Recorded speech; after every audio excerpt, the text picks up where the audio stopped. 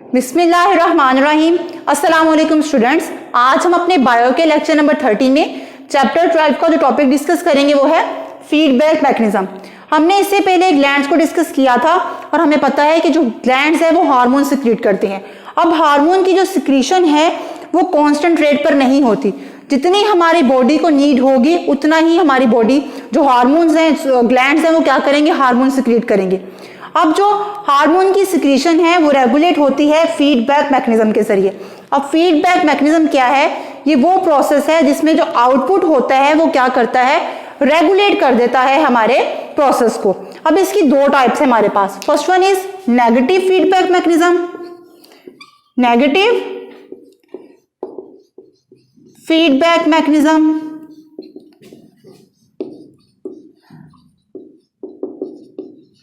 और second one है positive feedback mechanism. First of all हम डिस्कस करेंगे negative feedback mechanism. Negative feedback mechanism में ये होता है कि जो हमारा प्रोसेस है चल रहा होता है उसका जो इनपुट होगा, जो आउटपुट होगा वो क्या करेगा, हमारे पूरे प्रोसेस को या तो डिक्रीज कर देगा या इनहिबिट कर देगा।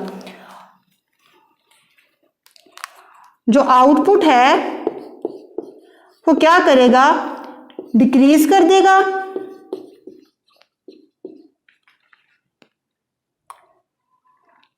और इनहिबिट कर देगा प्रोसेस को, डिक्रीज और इनहिबिट द प्रोसेस। अब इस पे जो एग्जांपल आती है वो आती है हमारे पास ग्लूकागोन और इंसुलिन की।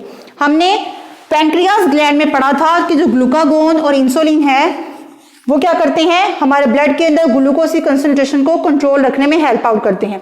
अब क्या होगा, फर्स्ट ऑफ ऑल हम देखेंगे जो हमारा ग्लूकागोन है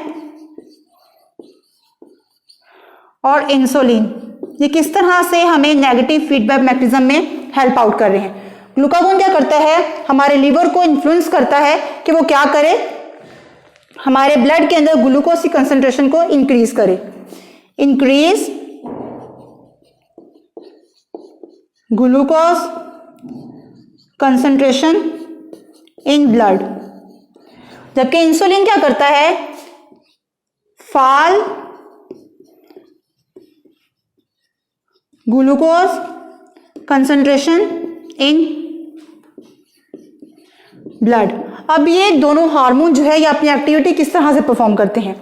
फर्स्ट ऑफ ऑल ग्लूकागोन ने क्या किया, पैंक्रियास हार्मोन ने ग्लूकागोन हार्मोन की सिक्रीशन स्टार्ट की। क्या हुआ, ग्लूकागोन ने हमारे ब्लड के अंदर ग्लूकोज की कंसंट्रेशन को इंक्रीज कर दिया। जैसे ही ग्लूकोज की कंसंट्रेशन हमारे नॉर्मल बॉडी नीड के अकॉर्डिंग जो है वो राइज की, तो क्या होगा, पैंक्रियास फौरन से क्या करेगा, ग्लूकागोन की प्रोडक्शन को या तो डिक्रीज कर देगा या इनहिबिट करेगा। ये डिपेंड करता है कि इसने कितना ग्लूकोज हमारे ब्लड के अंदर प्रोड्यूस किया। क्या हुआ, ग्लूकोज की प्रोडक्शन स्टॉप होगी। अब क्या होगा, इंसुलिन हार्मोन जो है इसकी प्रोडक्शन स्टार्ट हो जाएगी।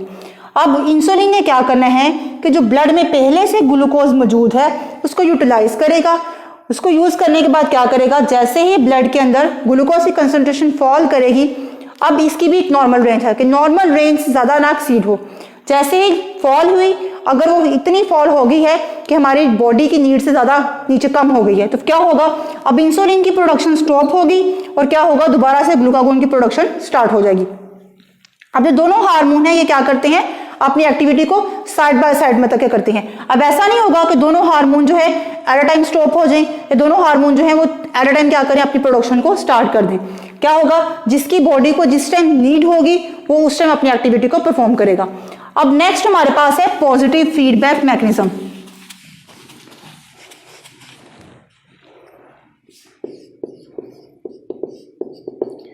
नेगेटिव में हमने पढ़ा था कि जो आउटपुट होता है वो क्या करता है, हमारे प्रोसेस को या तो इनहिबिट कर देगा या डिक्रीज कर देगा। जबकि पॉजिटिव में ऐसा नहीं होता। जो आउटपुट है यही हमें बताता है कि हमारा प्रोसेस जो है वो कितना फास्ट होगा या स्लो होगा। इसकी एग्जांपल है Suckling action. Suckling action in infants. अब इन्फेंट सकलिंग एक्शन इन्फेंट्स, जितना जो इन्फेंट है ज्यादा सकलिंग एक्शन को परफॉर्म करेगा तो क्या होगा, मदर के अंदर in mother production of hormone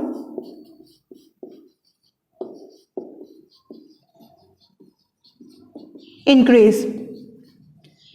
जितना जो इन्फेंट है वो सकलिंग एक्शन को ज़्यादा परफॉर्म करेगा तो क्या होगा, जो मदर के अंदर हार्मोन की प्रोडक्शन है वो उतनी ही ज़्यादा होगी। जितनी हार्मोन की प्रोडक्शन ज़्यादा होगी तो उतना ही क्या होगा, मिल्क की प्रोडक्शन भी ज़्यादा होगी, मिल्क प्रोडक्शन इंक्रीज। अब पॉजिटिव फीडबैक मैकेनिज्म में क्या हुआ कि अगर हमारा जो एक्शन है वो ज्यादा हो रहा है तो क्या होगा, हमारे पास जो प्रोडक्शन हो रही होगी हार्मोन की वो भी इंक्रीज होगी। अगर सकलिंग एक्शन कम होगा तो प्रोडक्शन ऑफ हार्मोन भी डिक्रीज होगी, जिसकी वजह से मिल्क प्रोडक्शन जो मदर के अंदर है वो भी क्या होगी, कम होगी। तो पॉजिटिव फीडबैक मैकेनिज्म में ये हो रहा है कि अगर हमारा आउटपुट जो है वो ज्यादा होगा तो क्या होगा, जो हमारा प्रोसेस होगा वो भी क्या होगा, स्पीड अप होगा। अब जो नेक्स्ट हमारे पास टॉपिक है वो है डिसऑर्डर्स ऑफ नर्वस सिस्टम।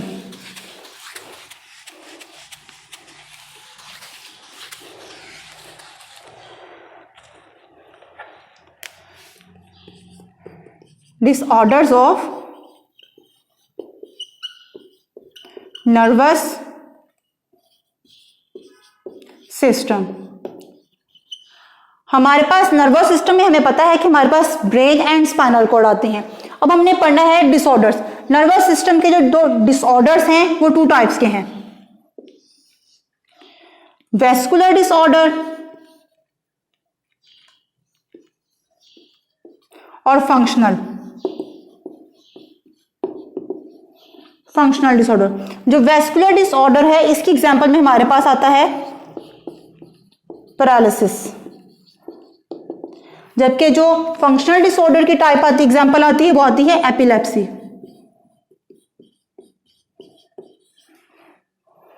अब वेस्कुलर डिसऑर्डर किस वजह से होते हैं, अगर हमारे ब्लड की सप्लाई जो कहां पर हो रही है नर्वस सिस्टम में उसमें डिस्टर्बेंस आ जाए तो इस तरह के डिसऑर्डर को हम क्या कहेंगे, वेस्कुलर डिसऑर्डर कहेंगे।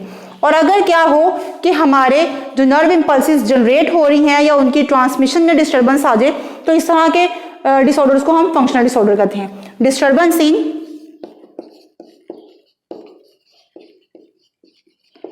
Blood supply,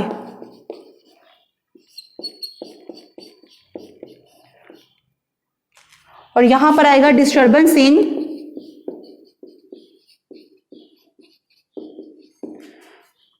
nerve impulses generation और ट्रांसमिशन।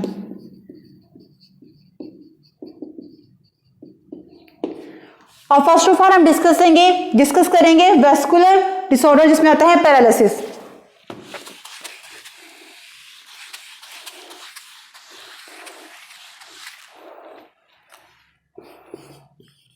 पैरालिसिस,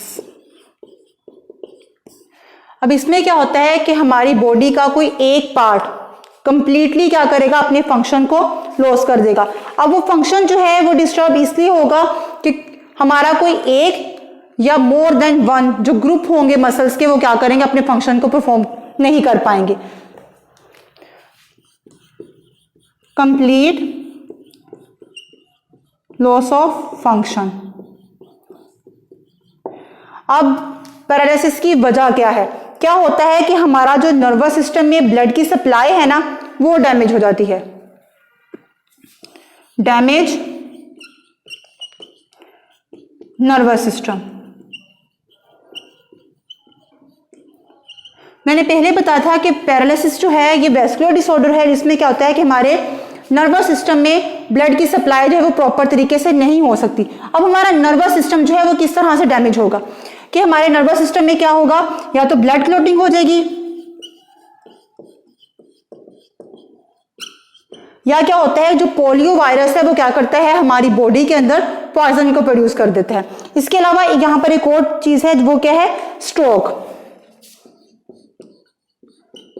स्ट्रोक का मतलब होता है कि जो ब्लड वेसल्स हैं जो ब्लड को सप्लाई करती हैं जो कहां जाएंगी, हमारे नर्वस सिस्टम तक जाएंगी, वो डैमेज हो जाए। हमारे नर्वस सिस्टम में क्या चीज़ आती है, ब्रेन एंड स्पाइनल कॉर्ड।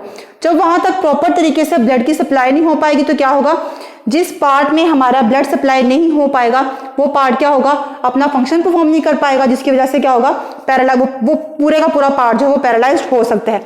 ये तो होगी रीजंस के, ब्लड क्लॉटिंग की वजह से, स्ट्रोक की वजह से, और poison produced by polio virus. ये 3 जो वजूहात हैं जिसकी वजह से पैरालिसिस हो सकता है।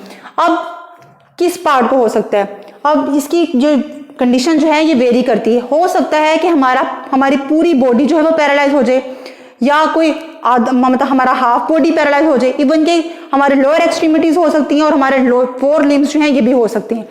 ये डिपेंड करता है कि स्ट्रोक किस जगह पर हुआ है, या ब्लड की क्लॉटिंग कहाँ पर हुई है, या अगर पोलियो वायरस ने पॉइजन प्रोड्यूस किया है तो किस पार्ट को किया है। अब जिस मसल्स के ग्रुप में क्लॉटिंग हुई होगी वो क्या होगा, वही पार्ट जो है वो पैरालाइज होगा।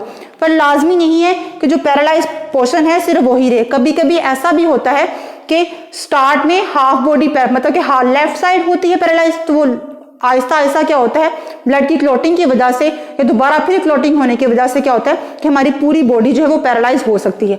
अब नेक्स्ट जो हमारे पास टॉपिक है डिसऑर्डर में, वो है एपिलेप्सी।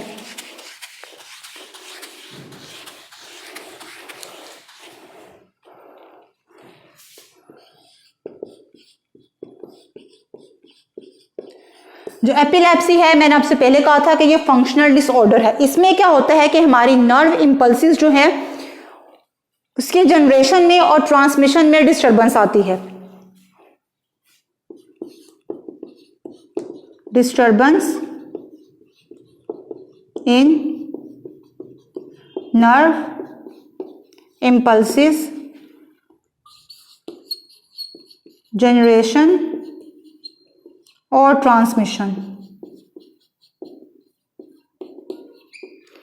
तो क्या होगा, हमारा जिस पार्ट में ब्रेन जब नर्व इंपल्सेस को ज्यादा जनरेट करेगा, या क्या होगा प्रॉपर तरीके से उसकी जनरेशन या ट्रांसमिशन नहीं हो पाएगी, तो क्या होगा, हमारा जो ब्रेन है वो प्रॉपर फंक्शन नहीं कर पाएगा। इस वजह से अनप्रोवोक्ड सीयर्स जो हैं वो पेशेंट्स के अंदर प्रोड्यूस होंगे। अब सीयर्स क्या होते हैं कि इस कंडीशन में हमारा जो ब्रेन है वो कुछ टाइम के लिए अपना फंक्शन जो है वो प्रॉपर तरीके से परफॉर्म नहीं कर सकता। अब नेक्स्ट जो इसमें आता है कि किन किन लोगों को एपिलेप्सी जो है वो हो सकती है। अगर तो यंगर पीपल्स को है, मतलब कि नौजवानों को है, तो क्या होगा, ये डिपेंड करता है कि उनकी बॉडी की डेवलपमेंट ठीक तरीके से नहीं हो रही, या क्या हो सकता है कि जेनेटिकली हो, कि उनको अपने पेरेंट्स से मिली हो। मतलब कि ये भी जो डिजीज है ये हेरिडिटी होती है, क्योंकि ये हमारे जीन्स के जरिए आगे ट्रांसमिट होती है।